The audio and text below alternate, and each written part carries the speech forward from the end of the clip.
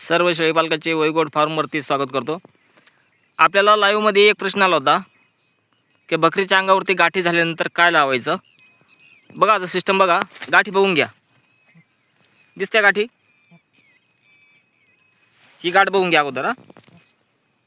हे बा, ही एक गाठ आहे निबर, ही एक गाठ आहे आणि इथं खाली एक, हे बा इथं एक, इथं एक बघितली, ह्या गाठी, ही एक, हे बा ही एक, आणि इथं पण होती एक, पण ही पा ही ऑटोमॅटिक फुटून गेली।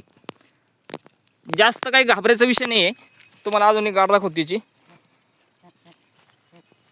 हे बघ, ही दिसते घाणालेली बाहेर,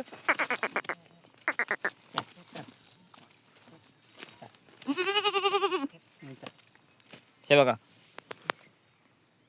हे बघ घाण फुटल्यानंतर त्या गाठीतून अशी घाण बाहेर येते पल्स, बघितले। असं झाल्यानंतर गाठीला फक्त फुटल्यानंतर काय लावायचं ते सांगतो, समजून घ्या। बघा सोड, पहिल्या त्याची पाठ आहे,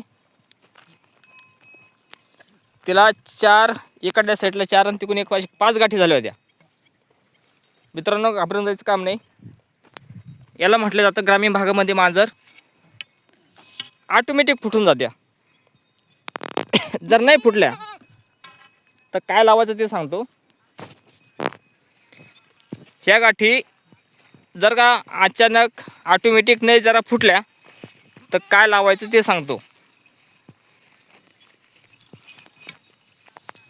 हनुमंतरायाला, बजरंग बलीला जी माळ वाहिली जाते, ज्या झाडाची माळ वाहिली जाते त्या झाडाचं नाव आहे आमच्याकडे म्हटलं जातं त्याला रुई, रुईचं झाड।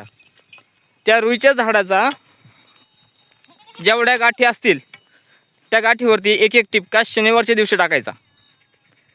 त्या गाठ एक तर जिवरून जाणार, नाही तर फुटून जाणार।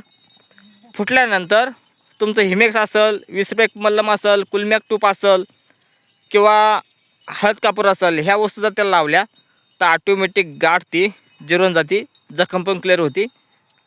व्हिडिओ जर आवडला असेल तर लाईक करा, शेअर करा, सबस्क्राईब करा। धन्यवाद, भेटू पुढच्या टॉपिकवरती।